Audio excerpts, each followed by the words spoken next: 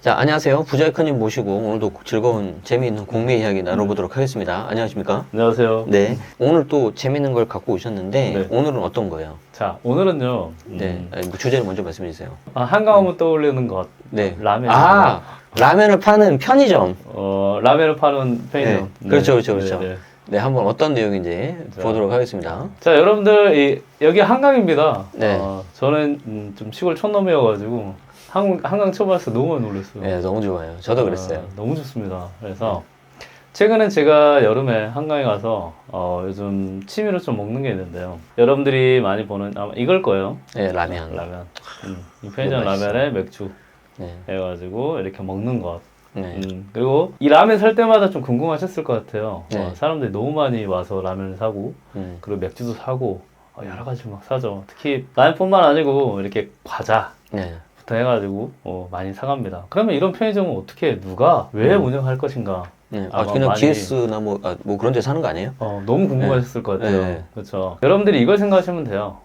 이렇게 무언가를 팔아요. 네. 라면도 팔고 과자도 팔고 네. 이런 것들이 있지만 중요한 거는 어디에서 파냐가 중요해요. 이 서울 시민의 그러니까 서울시에서 이 한강의 대부분의 모든 거를 관리를 해요. 네. 서울시에서 한다. 그렇죠. 그러면 이 서울시에서 이 편의점이 있는 그 건물까지 관리를 합니다. 그냥 일반 사기업에 들어와서 하는 게 아니고. 그렇죠. 네네. 그러면 중요한 거는 여기에 있어요. 만약 일반 사기업이 있거나 아니면 개인이 이 부동산을 사서 편의점을 한다고 하면 저렇게 사람들이 매일 네. 라면을 먹고 사계절 다 소비를 하는 이런 목 좋은 곳의 편의점을 네. 우리는 절대 접근할 수 없다는 거죠. 네. 그런데 이 편의점도 공매라는 임대 네. 시스템으로 일반인에게 공개적으로 입찰 방식으로 누구나 다 입찰할 수 있습니다. 그러니까 나도 개인이지만 해볼 수 있다. 그렇죠. 네. 그리고 이거를 만약 낙찰받으면 우리가 운영을 하고 네. 아니면 뭐 조건이 된다고 하면 뭐 우리 부모님 네. 또 뭐 운영할 수 있는 그런 조건이 있다고 하면 네. 그런 방법이 임대를 있다는 줄 거죠. 수도 있어요? 다른 쪽에? 임대는 안 돼요. 임대는 안 돼요? 그렇죠. 그러니까 우리가 임대 부동산을 낙찰받아서 재임대하는 거를 전대차라고 네네네. 하거든요. 이 전대차는 금지가 되어 있습니다. 아쉽네. 그러니까 나는- 순수하게 우리가 운영하는 목적으로. 그러면 사람을 써야 되겠네. 여러 가지 방식으로 이제 하면 되죠. 네. 중요한 거는 뭐냐. 네. 여기에서는 이 임대라는 시스템을 통해서 우리가 이 부동산을 살 수가 있단 말이에요. 그러니까 임대로 산다는 거니까 우리가 대부를 한다는 거잖아요. 그러면 이 대부 가격이 나와 있어요. 그리고 여기서 운영을 하면 거기에 이제 운영하시는 분하고 좀 이야기를 하잖아요. 네. 그러면 또 매출도 알려주시는 분도 계십니다. 네네네. 그럼 잘 이야기하면 여기에서 얼마 정도의 수익이 나는지 네. 알 수 있고 그리고 우리가 입찰 가격을 산정할 수가 있는 거죠. 네네. 그러니까 이게 중요한 포인트이고 이게 한강에 편의점이 하나만 있는 건 아니죠. 그렇죠. 어. 여러 개 있어요. 여러 개 있고 여기서 더 중요한 포인트는 이걸 잘 이해하시면 이 편의점뿐만 아니고 서울시에서 관리하는 한마디로 공적인 성격에 있는 부동산은 다 뭐가 된다? 임대가 된다. 가끔 보면 지하철역에 있더라고요. 그렇죠. 네. 지하철역에 있는 상가 네. 아니면 어디 이 공적인 곳에 있는 상가 아니면 우리 공공기관 안에 있는 뭐 커피숍 이런 애들이 다 온비드라는 공매로 나옵니다. 네. 자, 그럼 좀 더 설명을 해볼게요.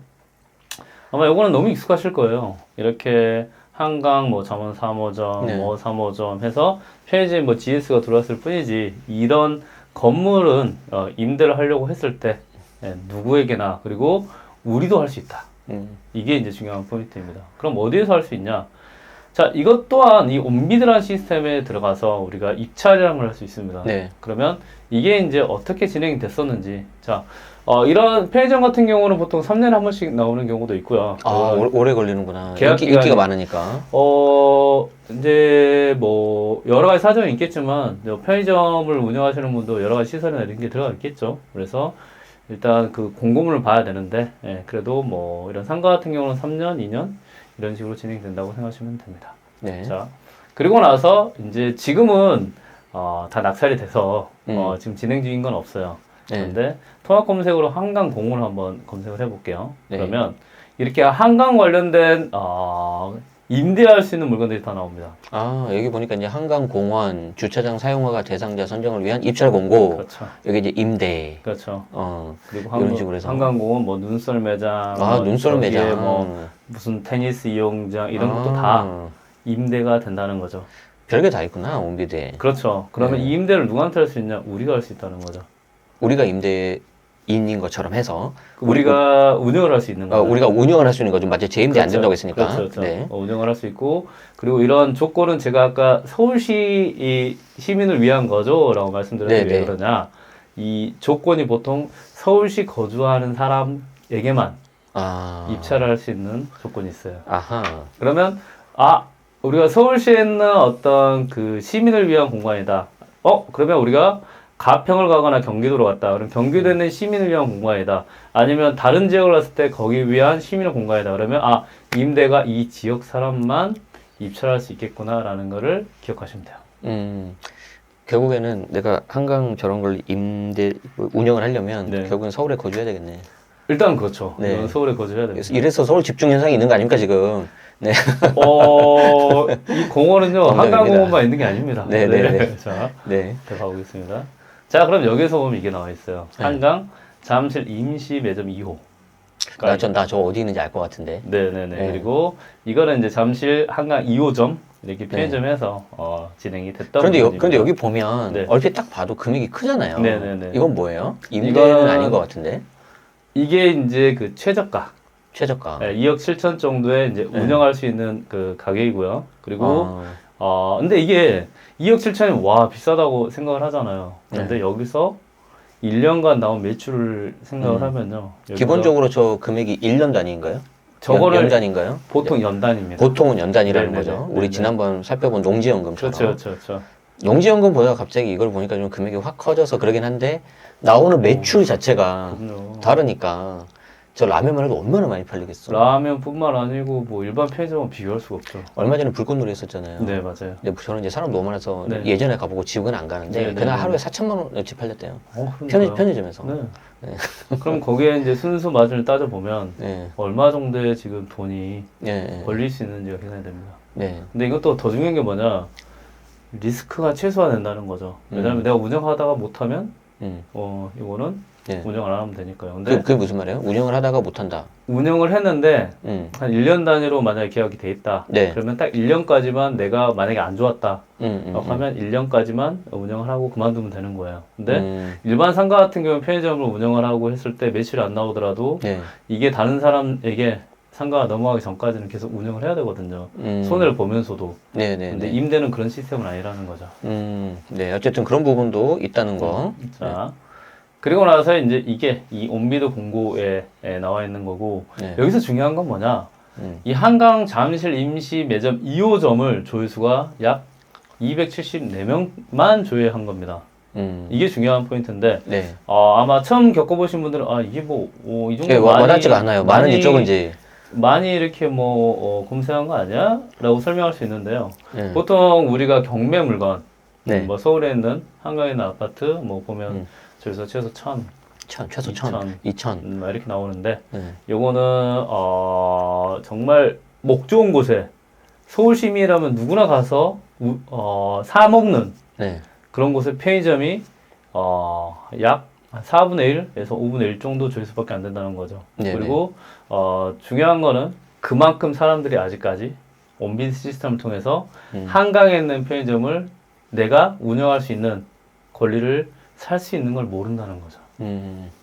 그러니까 이런 것도 좀 여러분들이 일종의 틈새가 될 수 있으니까 그럼요. 좀 관심 갖고 보시면 좋을 것 같다라는 겁니다. 그렇죠. 그리고 이 한강 편의점 같은 경우는 가격은 좀 있지만 다른 쪽에 내가 혹시나 어떤 영업을 하고 싶다. 상가를 운영하고 싶다. 네. 커피숍을 운영하고 싶다. 라고 하면 많은 분들이 커피숍을 임대하거나 네. 커피숍을 사서 하는데요. 그러지 마시고 약간 이제 좀 싼데 좀 작게 시작해라. 작게 시작하셔가지고 그럼 임대료가 훨씬 쌉니다. 네네네. 뭐 1,000단위로도 확 줄어들거든요. 그럼 네. 그걸 가지고 운영을 한번 해보고 내가 정말 커피숍을 잘 운영할 수 있는지 이런 걸 확인해 보는 그 방법으로도 온비드 공매 시스템을 쓰면 좋아요. 좋습니다. 그래서 여러분들은 이런 걸 좀 보시면 더 좋을 것 같고요. 지금 이제 요거랑 관련해가지고 또 이제 아까 뭐 공고문이 있더라고요. 네네네. 그건 제가 좀 도와드릴게요. 네, 알겠습니다. 네, 요거인데요. 네. 이거는 어떤 거를 좀 보면 좋을까요? 자, 이거는 이제 아까 그 편의점을 네.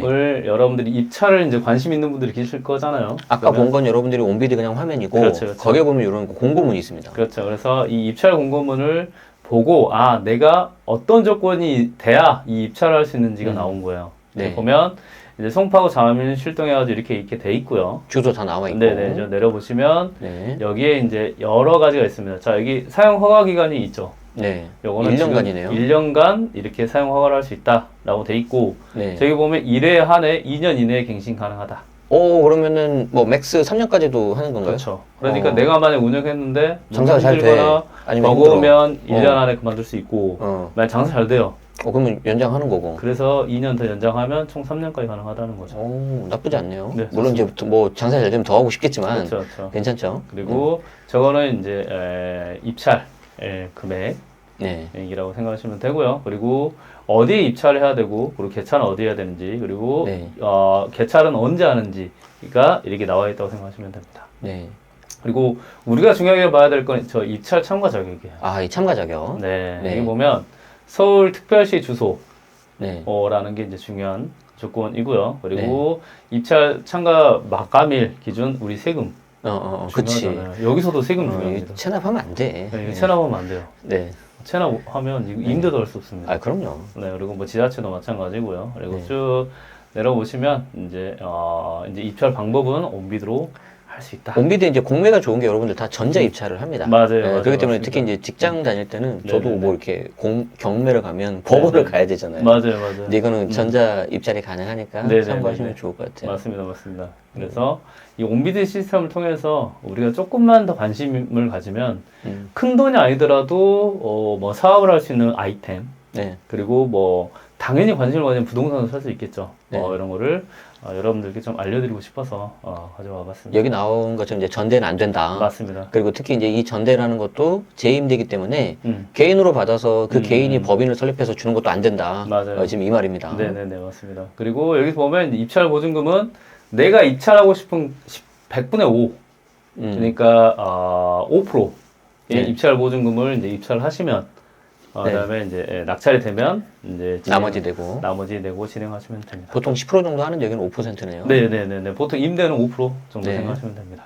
그리고 낙찰자가 정해진 기간 내에 뭐 이제 여러 가지가 있고요. 사용료 전부를 납부하지 않은 경우라고 돼 있는데 이거 같은 경우는 이제 사용료 전부잖아요. 근데 네. 가끔 임대에서는 약간 좀 나눠서 내는 방법도 있습니다. 네, 약간 일종의 분할 납부인가요? 이 물건은 분할 납부가 안 되고. 요건 안 되고. 네, 다른 임대 같은 경우는 특히 주차장 네. 같은 경우는 어떤 시스템이냐면 네. 내가 입찰을 해서 낙찰을 받은 다음에 주차장을 운영하면서 낼 수 있는 그런 방법도 있어요. 괜찮네. 네, 그래서 뭐 내가 5천만 원에 입찰 들어가서 낙찰을 받았습니다. 네. 받았으면 아까 5% 내고요. 네. 5% 내고 그다음에 나머지 금액 중에 한 20%를 먼저 내고 그다음에 나머지 80%는 뭐 분납이 가능하기 때문에 내가 운영해서 충분히 수익이 나면 그걸로 내는 거죠. 그러면 결국은 우리가 그런 주차장을 임대로 했을 때 내가 들어간 돈은 약 20%인 5천만 원, 20%면 1천만 원 정도밖에 들지 않는다.